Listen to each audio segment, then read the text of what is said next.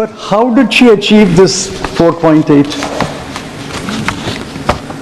She cut capital expenditure by the central government by 92,682 crore. Not revenue expenditure, sir. Capital expenditure by the central government was cut by 92,682 crore.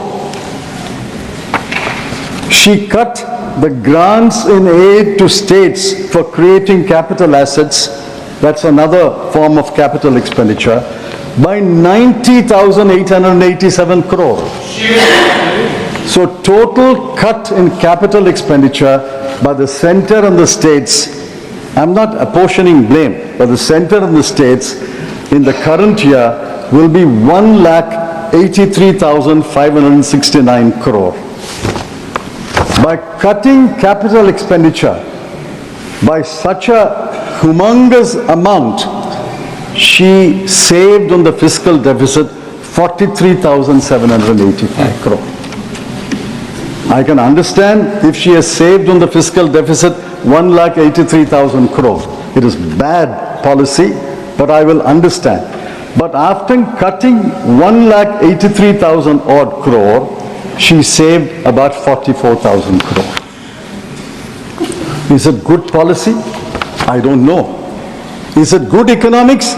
I say no, it is not good economics. You can't cut capital expenditure and compress your fiscal deficit and say, I have met my fiscal deficit, I've improved my fiscal deficit. On the expenditure side, I want honorable members, all of us are concerned, to look at these numbers. Where are the cuts followed? On health, 1,255 crore. On education, 11,584 crore. On social welfare, 10,019 crore. I wish the Agriculture and Rural Development Minister was here. On agriculture, the cut is 10,992 crore. On rural development, it is 75,133 crore. And on urban development, it's 18,907 crore. Why do you make these cruel cuts?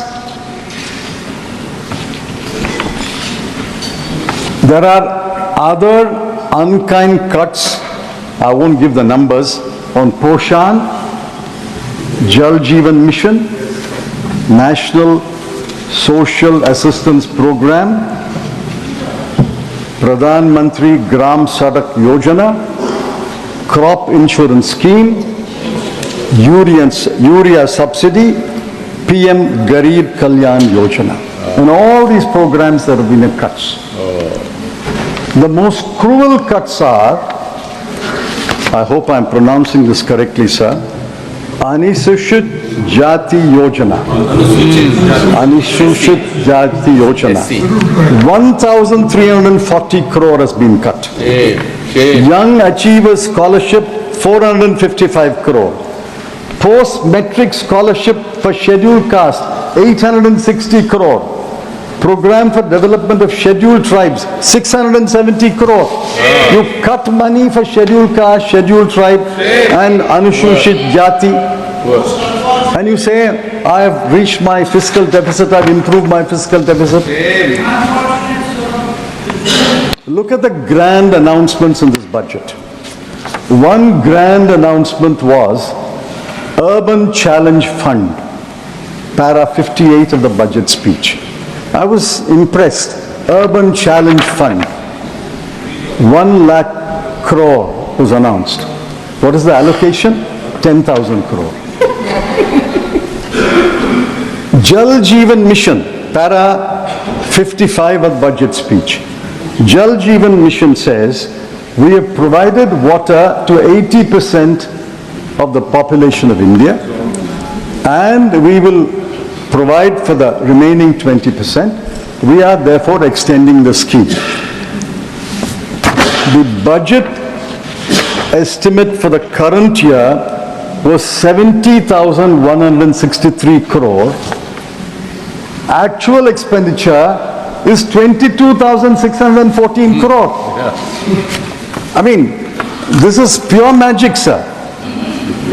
Income. You don't spend 1/4 or 1/3 of your money and you claim that everybody has been provided water.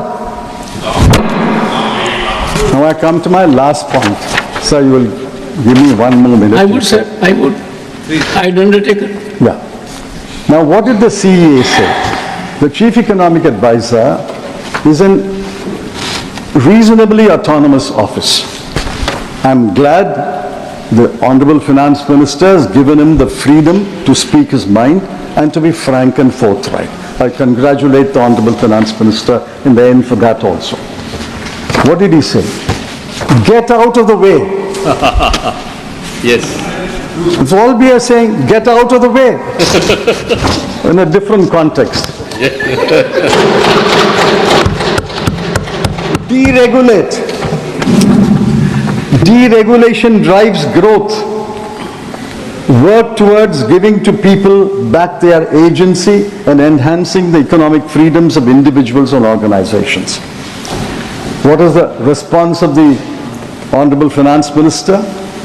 To get out of the way and to deregulate, her response is to announce in the budget speech 7 new schemes, 8 new missions and 4 new funds. Now where will the money come from these schemes and missions and funds? I don't know, because there's no allocation. Sir, in conclusion, I want to say this. Half a minute. Governance is in the present. There is a government, but I'm sorry to say there is little governance.